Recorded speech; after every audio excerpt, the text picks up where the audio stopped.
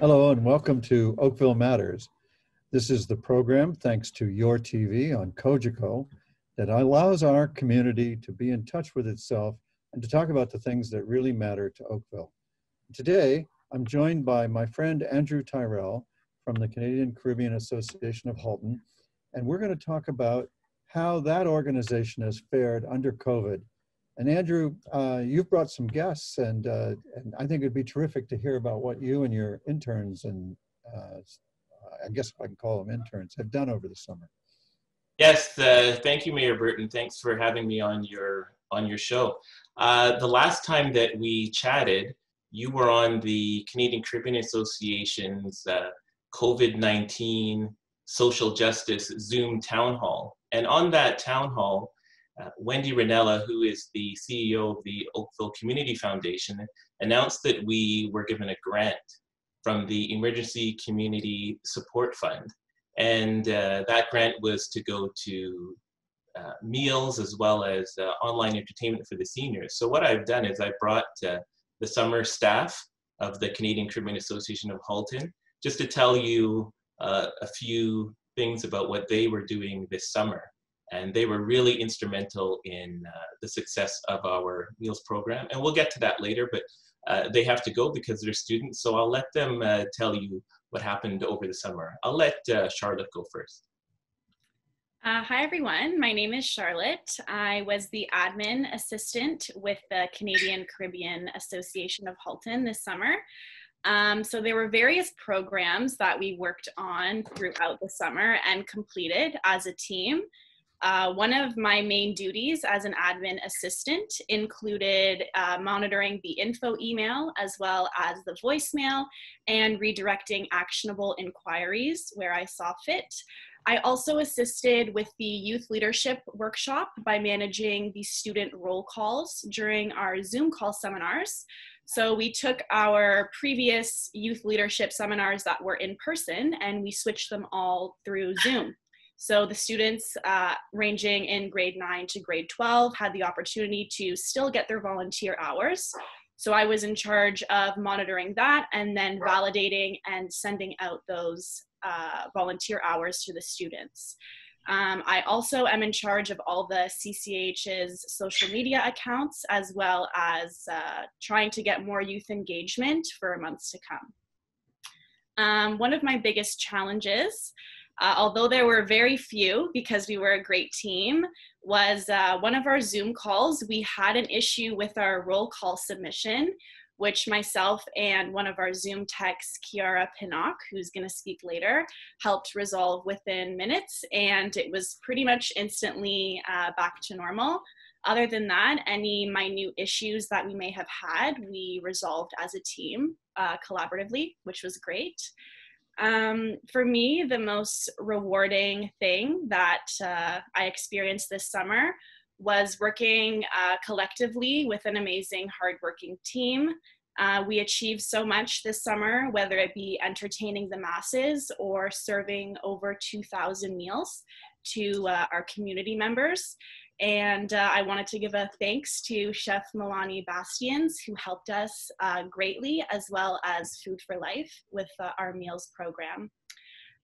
One of the main things that I learned was how important it was to have the youth in Halton, or any regions for that matter, to be active members in our communities, being a leader and part of a team of leaders. We woke up every day and chose to be good role models for those students that participated in our programs. Through the variety of programs offers and opportunities available through the CCAH, we're essentially curating the future generational leaders to come. So I felt very honored to be a part of that process and to be a part of such an amazing organization. As we say in our documentary, Legacy Voices, we are here to leave a legacy, and I'm very happy to be a part of that. That's my bit. Unfortunately, Great. Yes, thank you. Well, thank you, Charlotte. Yes, Thank you, I have Charlotte. to leave because I am speaking at a lecture at Ryerson for my economics class, but it was very nice chatting, and thank you for having me on the show. Great, thank you. So much for that. So we will let Kiara go next. Hello, thank you so much for having me today. So over the summer, my role was summer intern. And with this position, I was responsible for the virtual youth leadership summer program and the Zoom production of it, because it pivoted to a Zoom formatting with COVID-19 and everything. So specifically the Zoom production, presenter outreach, and event marketing. I also assisted with other Zoom requirements throughout the summer. And just to give a little overview of the Youth Leadership Program, the Canadian Caribbean Association of Halton hosted 3 workshops throughout the summer. Our first one was Becoming a Leader on Saturday, July 25th, which had presentations from Halton News's Jessica Kading, Costa Rican tennis player Jessie Flores, and lawyer Brahana Bello Agarindi. We also had Community Policing, Safety and Wellbeing with the Halton Regional Police Service. We had Mastering Soft Skills in partnership with the Oakville Community Foundation on August 23rd. And overall, so the first event, we had 81 youth attend, and at our third event, we had 111. So that was a really great increase, with a total of around 302 students overall. These workshops provide an opportunity for high school students to learn about leadership, presentation skills, goal setting, and time management. So as for my biggest challenge throughout the summer, I would say the biggest challenge was the pivot to the virtual format with Zoom. I think there were a lot of, or since it was a relatively new platform for most people, there was some trouble with logging in and things like that. However, I think that this was also one of the highlights of the summer because we were able to reach a larger audience than usual. In person, there's usually a restriction for 65 students per workshop due to the fire code restrictions. But this summer we had about 100 students per workshop, which I thought was amazing. As for my most rewarding aspect of the summer internship, I would say it had to have been the opportunity to help the CCH with the great work they do for youth. As a past longtime volunteer in the Youth Leadership Program, I know firsthand the positive impact that these workshops can have on the youth that attend. And I think it was a really great opportunity to enhance my leadership skills and help others enhance theirs throughout the summer. As for my biggest learning, I would say the biggest learning with the virtual youth leadership program was the endless possibilities that technology can bring. Even through a pandemic, the CCH overcame the obstacles and ensured that the students had an opportunity to take part in their youth leadership virtual summer program by pivoting to this virtual format, and I think that was amazing. So that's my little bit as well, and I have got a first-year seminar on the mighty ukulele to be attending, a lecture, so I've got to get to that, but thank you so much for having me today. Thank you for being here, and thank you for that work. You know, CCH is letting many voices ring out, and that is the essence of having good community engagement, and community engagement is what makes Halton the greatest place to live. So thank you for all that you're doing. Thank you. All right, well, next we'll go to Amanda Sullivan. Hello, everyone. So I am Amanda, and I was a summer intern with the CCH this year. I was a part of many of the events that the CCH held this year, but my major focus was on the virtual town hall, which we held. We had 2. One was July 16th, and one was August 18th. And they focused on managing diabetes during COVID-19 and beyond. And it was open to everyone in the community. So during the first town hall, we encountered some technical difficulties, which forced us to cancel and reschedule the events. So I took this as a learning opportunity to educate myself further on the video conferencing platform that we were using for that event. And I ended up creating a checklist to ensure the safety of future video calls that were being held at the CCH. So I found the most rewarding part of this experience was to see the rescheduled event run smoothly, and also to see the members of the community benefit from participating in this successful event. Yeah. Great. Well, that's terrific. I could probably use your help because now you have a checklist. Yeah. I've had my troubles with this platform. Mm-hmm. I'm going to call on you. Thank you so much. No problem. Thank you, Amanda. And Marica Pinnock, she is the 4th summer intern. Hello, everybody. I'm Marica. Yeah, so I was the summer supervisor this summer 2020. The main focus I had was on the free meals program, which is really called to beat the COVID-19 blues. There was two portions of it. There was the free meals aspect, but there was also the entertainment aspect. So for that, essentially, what we would do is get everyone some good jerk chicken, some hot dogs or hamburgers, but also have that accompanied with some good soul music. So the biggest challenge I found was I have no idea about the music industry. I am not educated on the same things that audio engineers are educated on. So there was a lot of collaboration that I found myself needing to do to make sure the events went smoothly. It would be a 12-hour day with 4 different performers for 3 different events for the recording sessions. So I met a lot of cool people, and I learned a lot of new things, but that's something that I would say took away from this, because I learned a lot about how recording sessions work and time management for, the studio with the artists. And so that was something really cool for me.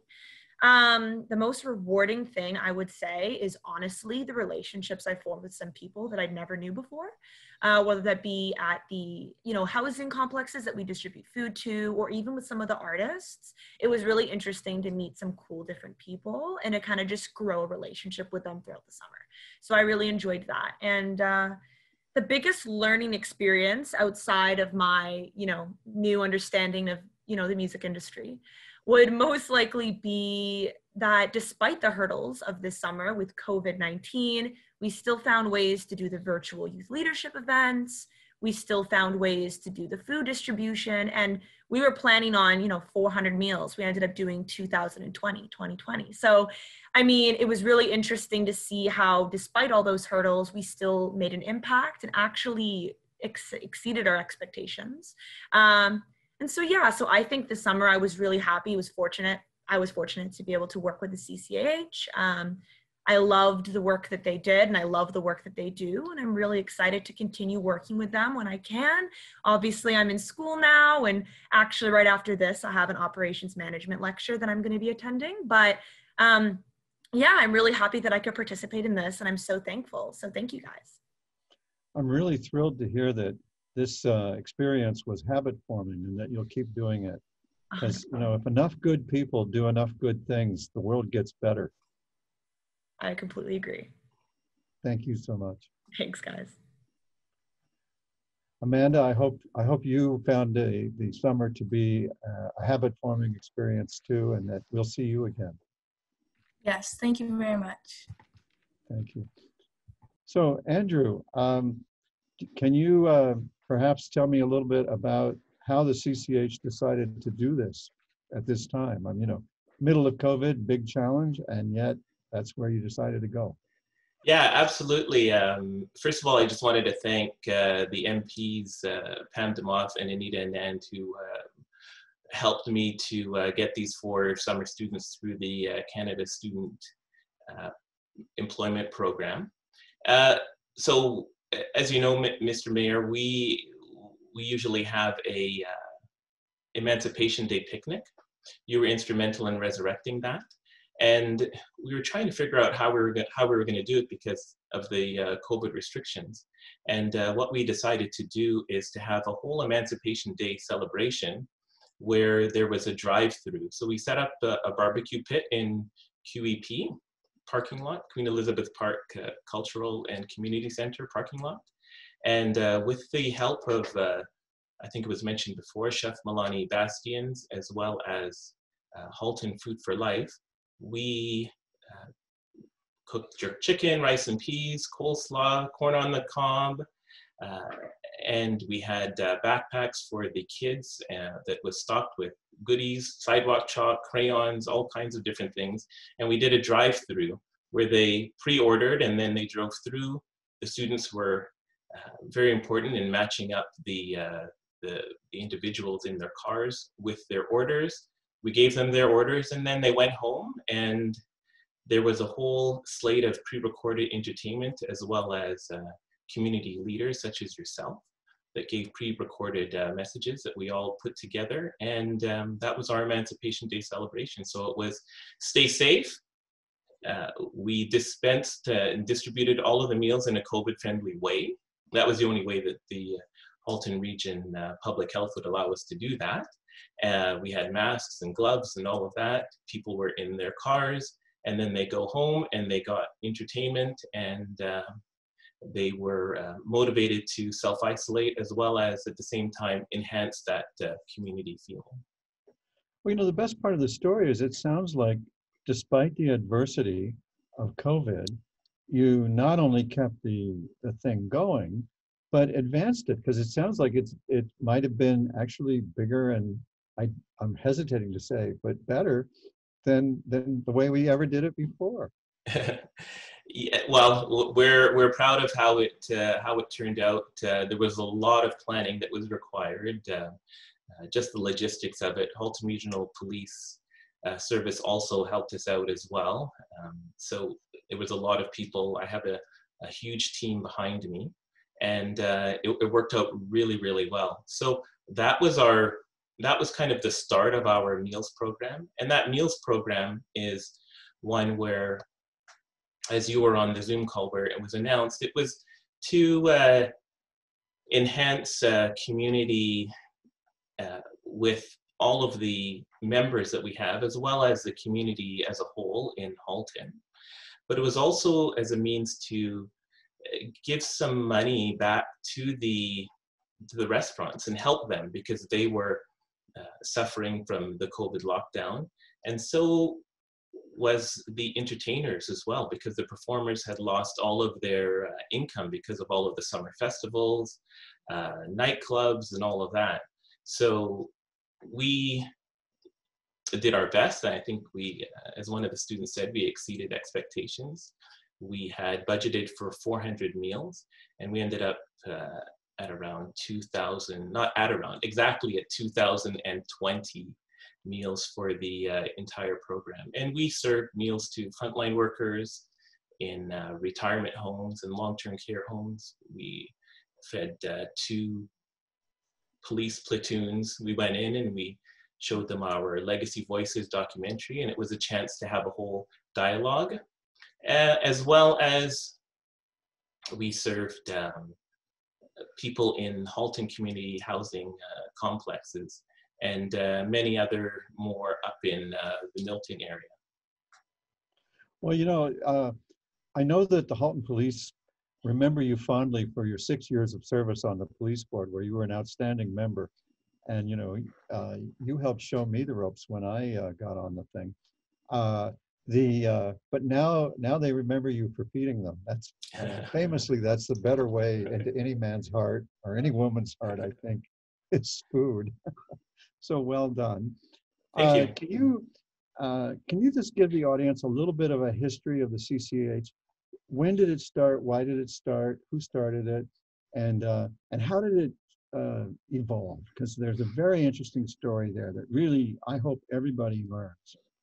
Okay, well, if you go to our YouTube page, Canadian Caribbean Association of Halton YouTube page, you'll see that we have a documentary called Legacy Voices, and that's 15 minutes long.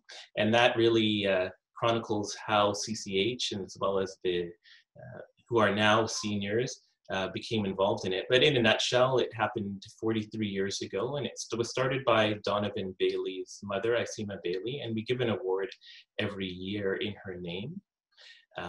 About 10 years later, my mother became involved in it, Marica Tyrrell, and it was really when my mother came on board that they moved from really just a few seniors getting together and sharing food, because back 43 years ago, there wasn't Caribbean restaurants like there are now, and moved it to really a group that had some form and structure, and started to do good works, not only for the Caribbean community, but for the Oakville and then Halton community at large.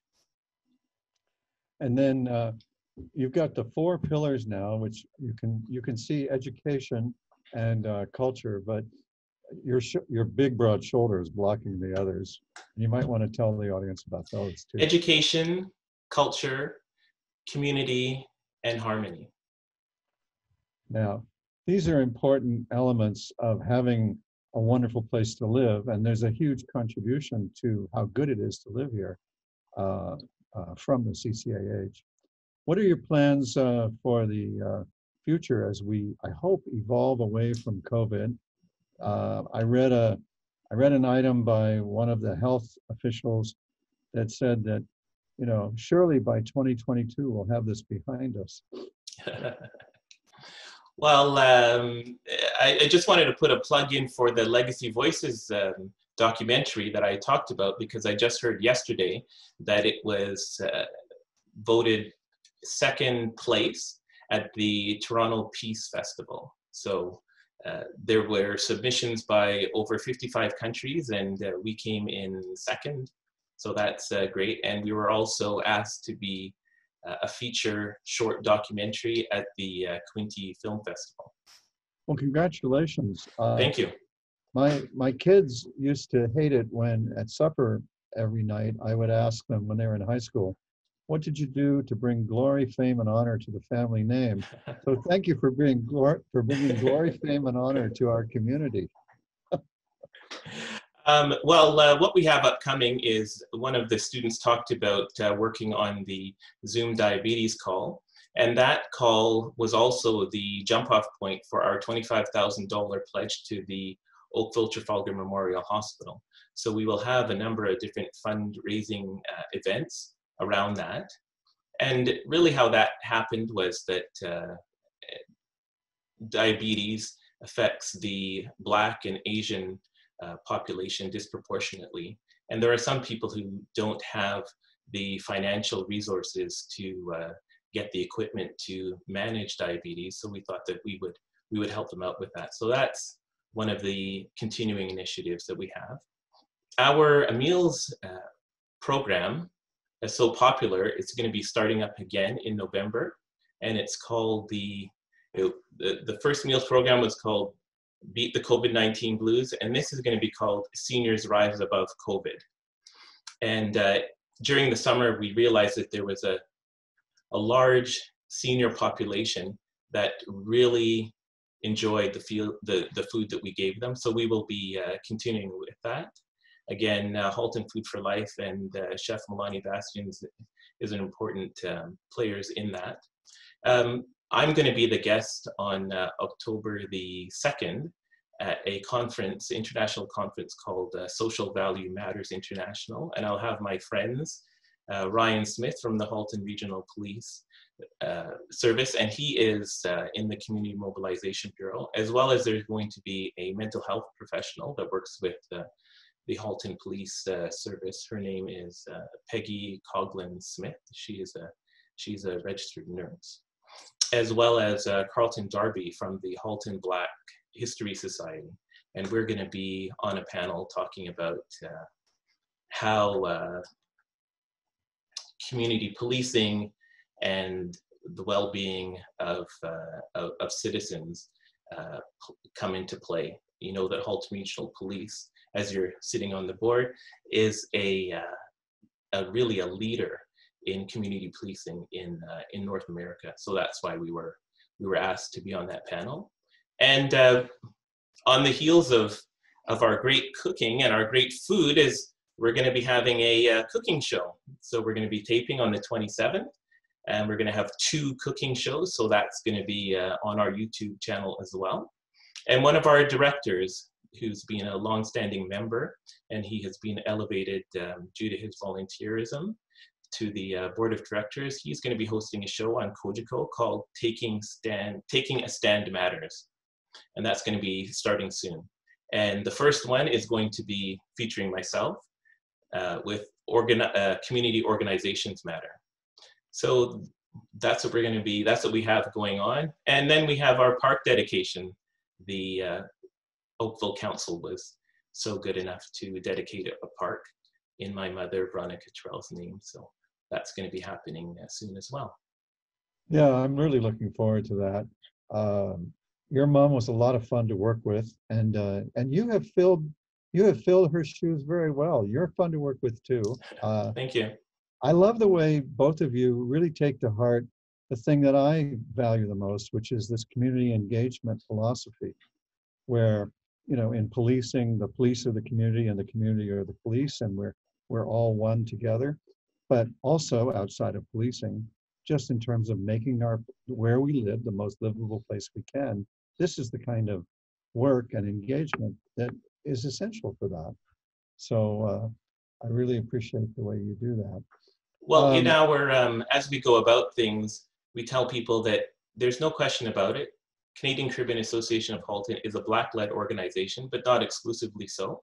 And in the youth leadership workshop, for example, we had 3 youth leadership workshops, and there was over 300 high school students.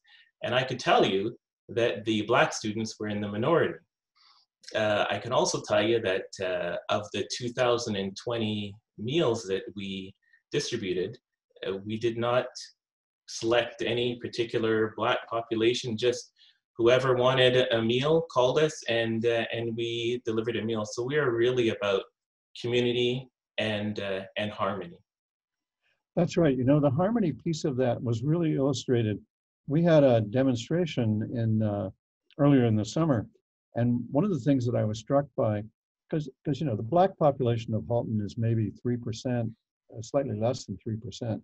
So the kids that came, there would be a Black student and 4 or 5 of their friends, and that's how the crowd was built. And what I liked the most about it was this camaraderie and friendship that you saw right in front of you. So I think that shows that our communities, I really believe our community is on a great path. Well, I can tell you that we firmly believe that Halton region really is the best place to live and work. We've got excellent schools, excellent green spaces. We have a diverse population, and we live quite harmoniously. We have the lowest crime rate in Canada. Yeah.